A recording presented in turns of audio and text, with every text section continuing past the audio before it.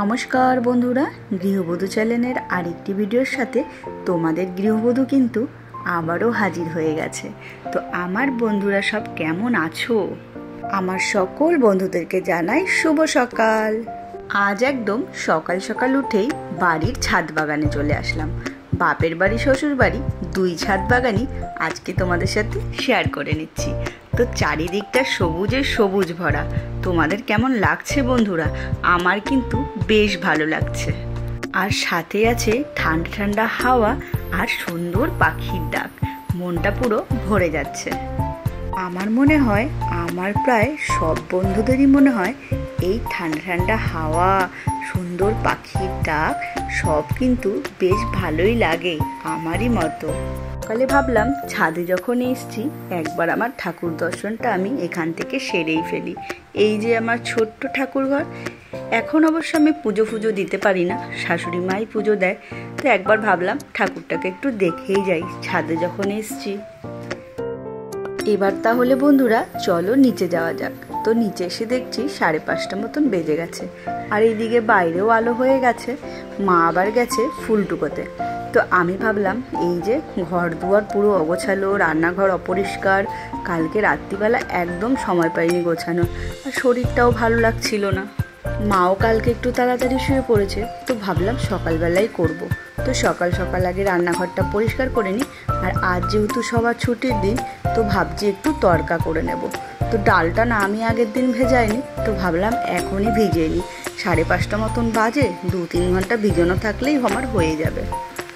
এই দিকটা তো হয়েই গেছে। তাহলে এবার রান্নাঘরে ঢুকে গেছি। এইবার বাসনগুলো ঝটপট মেজে ফেলবো।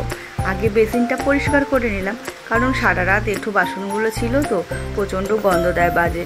এর জন্য বেসিন পরিষ্কার করে বাসন মাজা কমপ্লিট করলাম। তো বাসন মাজা কমপ্লিট করে দেখো গ্যাস ফ্যাস সব মুছে নিয়েছি। এইবার নিজে ব্রাশ করে জামা কাপড় চেঞ্জ করে নেব। দিকে আবার সকাল সকাল পাশের বাড়ির এক মাসি কতগুলো কুমড়ো ফুল দিয়ে গেল। আর এই কুমড়ো ফুলের বড়া আমাদের বাড়ির সবাই ভীষণ পছন্দ করে।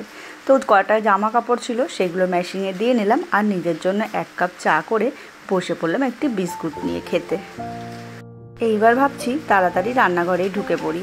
আজ যেহেতু তড়কা বানাবো, এই যে তড়কার ডালটাও কিন্তু আমি সেদ্ধ করে নিয়েছিলাম। আর এই দিকে দেখো তড়কা রুটি সকাল সকাল হয়ে গেছে। তোমাদের দাদাভাই খেয়েও বেরিয়ে গেল। এইবার আমি সোজা চলে এসেছি ওপরে আমার ঘর দুয়ার পরিষ্কার পরিচ্ছন্ন করতে। এখন আবার 2 দিন আমার ছোটো ননদ এসছে বাড়িতে। তো দিদিও অনেকটা করছে আর আমিও করছি, দুজন মিলেমিশেই করে নিচ্ছি ওপরের কাজগুলো। তো এই যে আমার শাশুড়ি আবার লেবুর আচার দিয়েছে। তো আমার কোন কোন বন্ধুরা লেবুর আচার খেতে পছন্দ করো আমায় কিন্তু জানিও। আজ সকাল সকাল ওপরের কাজও কমপ্লিট হয়ে গেছে। এইবার আমি সকালের খাবার আমি খেয়ে নেব। তো এই যে তড়কা করেছি রুটি আর সাথে একটা কলা নিয়ে নিয়েছিলাম। সকালের খাওয়া দাওয়া করে আমি আবার একটু রেস্ট করে নিয়েছি, কারণ যেহেতু রাত্রিবেলা ঠিক করে ঘুম হয় না। তো আমি খাওয়া দাওয়ার পরে একটু আধ ঘন্টা শুয়ে নিই। তো এসে শুয়ে ঘুম থেকে উঠে এসে দেখছি বাবা এই যে এক গাদা বাজার নিয়ে হাজির। আর মাও রান্না সব বসিয়ে দিয়েছে। আজ আবার দেশি মুরগি রান্না হবে। বাবার খুব অনেক দিন ধরেই দেশি মুরগি খেতে ইচ্ছে করছিল। তো বাবা যেহেতু এমনি পোলট্রি মুরগি, খাসির মাংস কোনোটাই খায় না, তো তার জন্য বাবা বলছিল একদিন দেশি মুরগি নিয়ে আসবো। তো বাবা আর মা আবার এক কাজ করেছে, হাট থেকে দেশি মুরগি কিনে নিয়ে এসেছিল। তো আজ সেটাই রান্না হয়েছে। আর দেখো মা সবার জন্য বাটিতে বাটিতে ভাগ করে দিয়েছে। আমরা বাড়িতে এখন 5 জন লোক। আর আমার কাকা শ্বশুর, জ্যাঠা শ্বশুর আর একটু আমার বাপের বাড়িতেও দেবে। তো মা 3 বাটিতেও বেড়ে নিয়েছে। আর এইবার দুপুরবেলা স্নান টান করে খেতে চলে এসেছি। মা কী রান্না করেছে তোমাদের একবার বলে দিই। আজ করেছে দেশি মুরগির ঝোল আর ডাল, আর ছিল কুমড়ো ফুলের বড়া। খাবারটা কিন্তু পুরো জমে গেছিল।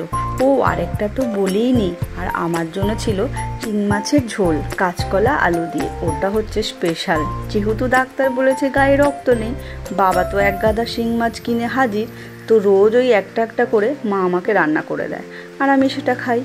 খাওয়া দাওয়া শেষ করে এক ফাঁকে একটু বাপের বাড়ি দিয়ে চট করে ঘুরে আসলাম। এইবার আমি ঘুমিয়ে পড়বো। ঘুম থেকে উঠে বাড়িতে সবার সাথে একটু আড্ডা দিচ্ছিলাম। আর এই যে আমার ছোটো মামার মেয়ে এসছে, ও দুপুরবেলাতেই এসছিল। তো ওকে একটু ম্যাগি করে দিলাম আর 2 মা মিলে খাওয়াতে বসেছে। আর এই দিকে আমরা একটু চলে যাব বাজারে, কিছু জিনিস কিনবো আর একটু ঘুরু ঘুরু করতে।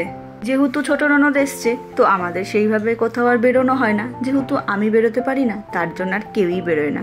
তো ভাবলাম আজকে যখন শরীরটা ঠিক আছে, চলো তাহলে একটু বাজার দিয়ে ঘুরে আসা যাক। আমার কেনাকাটা কমপ্লিট, আর আমি এদিকে একটু ফুচকা খেয়ে নিচ্ছি। ছোটদি এখনও কিনে যাচ্ছে। ঘোরাঘুরি শেষ করে বাড়িতে চলে এসেছি, আর এসেই চলে আসলাম আমার ছোট মাসির বাড়িতে। আজ মাসির বাড়িতে আমাদের নিমন্ত্রণ। আর এই যে মাসির কাছে আমি খেতে চেয়েছিলাম ফ্রাইড রাইস আর আলুর দম। আর এই সময় নাকি যে যা খেতে চায় তাকে নাকি তাড়াতাড়ি করে খাইয়ে দেওয়াই ভালো, এটা সবাই বলে। তার কারণটা অবশ্য আমি জানি না। মায়ের পর যেই মানুষটা তোমাকে সবচেয়ে বেশি ভালোবাসে সেটা হচ্ছে মাসি, তাই না? আমি তো তাই জানি। তাই আছে না, মায়ের চেয়ে মাসির দরদ বেশি।